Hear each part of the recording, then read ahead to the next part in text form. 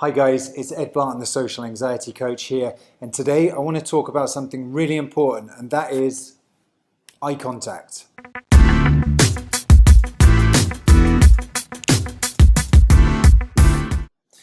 Now, when I was struggling really badly with social anxiety, I found eye contact hugely difficult, and I'm guessing if you're watching this, you probably do too. Now, for me, it was all the more difficult because, as you've probably noticed, I've got quite deep set eyes, and that can give a bit of an intense kind of look sometimes. So I was very sensitive about this anyway. So any comments about my own eye contact really hit me quite hard. So as I'm sure you know, eye contact is hugely important in our everyday interactions. It's been said that the eyes are a kind of gateway to the soul. And they're very important for non-verbal communication. And this could be when you're flirting with the opposite sex, or it could be professionally in meetings, perhaps with your boss. It's very important for building rapport and trust and that kind of thing. So why is eye contact so difficult for you and for me in the past and everyone who struggles with social anxiety? Well, the thing with eye contact is that it's related to dominance hierarchy and social dynamics. And if you feel that you're of a lower status than someone, it's wired into our primate brains and our behavior to be submissive. And that means to look down and to use submissive eye contact. And you probably find yourself doing this inadvertently when you see someone that you're attracted to or somebody that might be of a higher grade than you in the workplace. You kind of find yourself looking down completely subconsciously and involuntarily. And I'm sure, as you know, there are a multitude of situations where this crops up and it can be very difficult. It could be passing people in the corridor or on the sidewalk. It could be looking at someone one-to-one in an interaction like a supermarket cashier. It can be standing in queues like a zigzag queue where you have people queuing past you and you don't know where to look. It can be walking past coffee shop windows and big plate glass windows where you feel people looking at you and you don't know where you should look. So what happens in these situations? Well, based on my own experience and the conversations I have with clients, there are a few things that happen.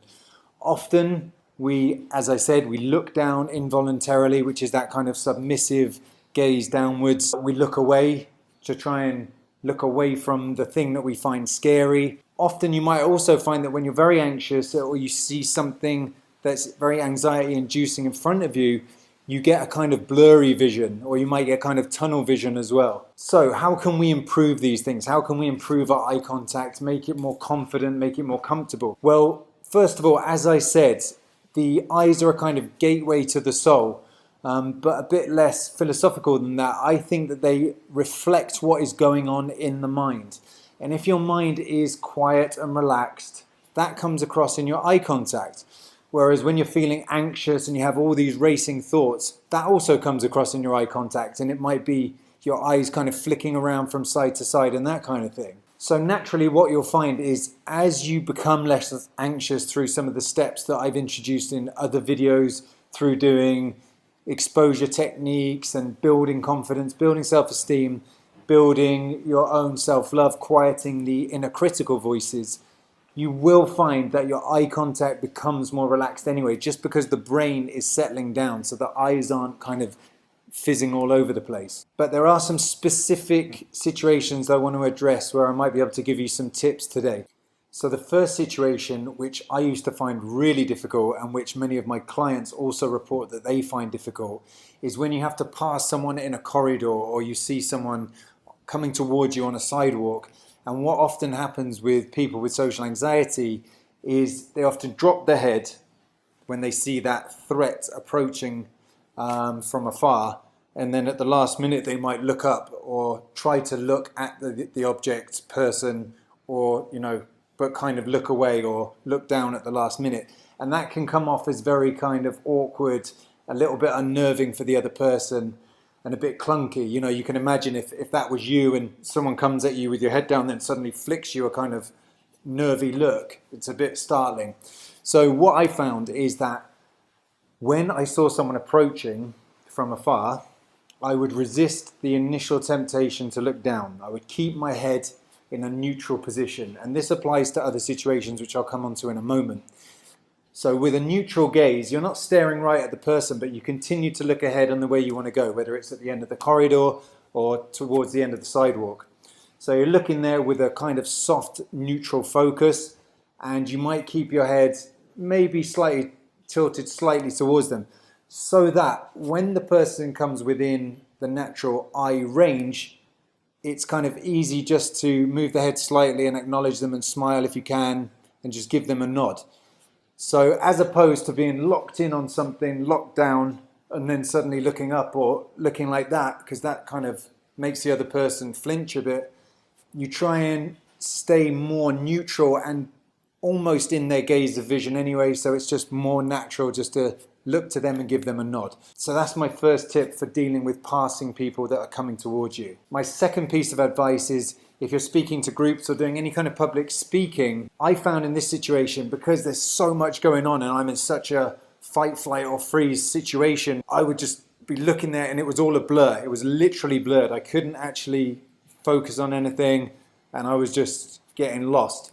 So what it really helps to do in those situations is to actually pick people out one by one, to actually move around the room and engage with each person. And you may have heard this as a piece of advice for public speaking before, but it works really well. And it could be small presentations. It might even be a conversation around a dinner table, which you find really anxiety inducing, but you could just pick each person out and speak to them. And if you watch actors and polished speakers, you will often see them doing that, engaging one person with one point, another person with another point. So you can try that next time you're doing any kind of public speaking. And like I say, that includes just speaking to small groups, maybe in a group chat. So my third piece of advice is to face the thing that you fear. And as I said earlier, that doesn't mean staring at them like that. But for me, I was always petrified of walking past big windows where people were maybe sat inside in a coffee shop, drinking and whatever. And I would imagine that they were all staring at me. Or in the UK, we have pub beer gardens where people sit outside in the summer and drink. And I used to cross the road and, avoid these things as much as I could.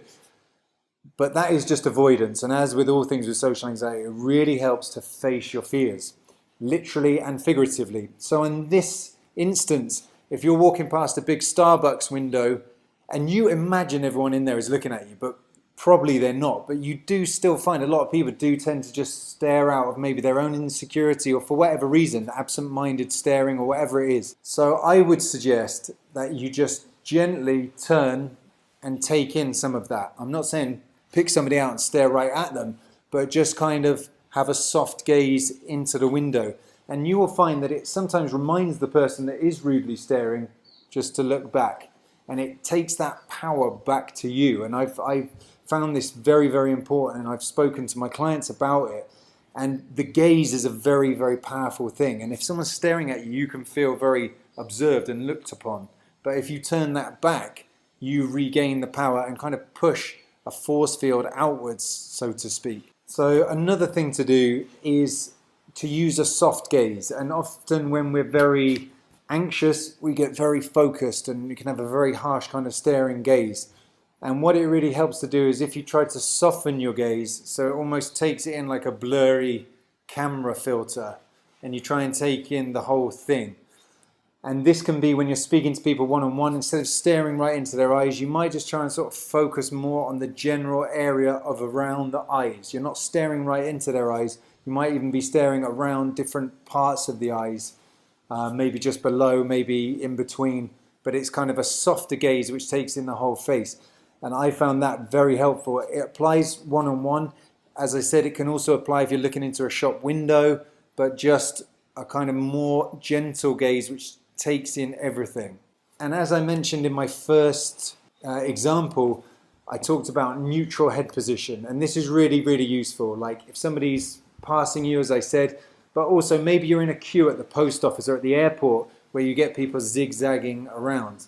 And this is a particular instance that I discussed with a client recently. We talked about how this can be a really anxiety-inducing situation. What I recommend doing in these situations, again, is not turning down, away from what you fear, not looking down and shutting off, because then you get this feeling, as I've talked about before, down and in, not upward and outward. And you feel as if everything is caving in on you and everybody's looking, and the more you get that feeling, the more convinced you are of it happening. So you want to project your presence and your awareness outwards. And again, you don't want to stare right at the person, a neutral head position. So if you've got a line of people coming here, I will look past them, I look over their heads, and I look around a lot as well, just to keep active, keep engaged in my surroundings, and to push my awareness outwards, not to have it all going inwards, where you start to get paranoia and a spiraling of anxiety, which can lead to an anxiety attack or an anxiety incident. So it's very much about a neutral head position, staying engaged with the surroundings, keep looking around, and I'll stay active, not hopping around from foot to foot, but looking around, just giving myself little things to look at. Is that cashier finished yet? What's happening over here? Check out this person in the queue, check out that person in the queue. Just gently, if you're too anxious to make real eye contact, you can just scan a little bit, but I find that far more beneficial than getting locked down and locked into your own little zone, which can lead inwards. And my final piece of advice, which is kind of related, instead of looking down, which I believe starts a cascade of internal reactions such as dropped, lowered testosterone, feelings of submission, passive body language. If you have to look away and avert your gaze when someone's coming towards you or whatever it is, try and develop the habit of just flicking your level of vision up, okay? This might sound strange, it might sound counterintuitive, but it's something I learned to do. So if someone's coming towards me, I'm starting to feel anxious, instead of looking away or down, I'll look up a little bit as if I've seen something in the further distance, or maybe even up a bit. And I believe it does something different internally.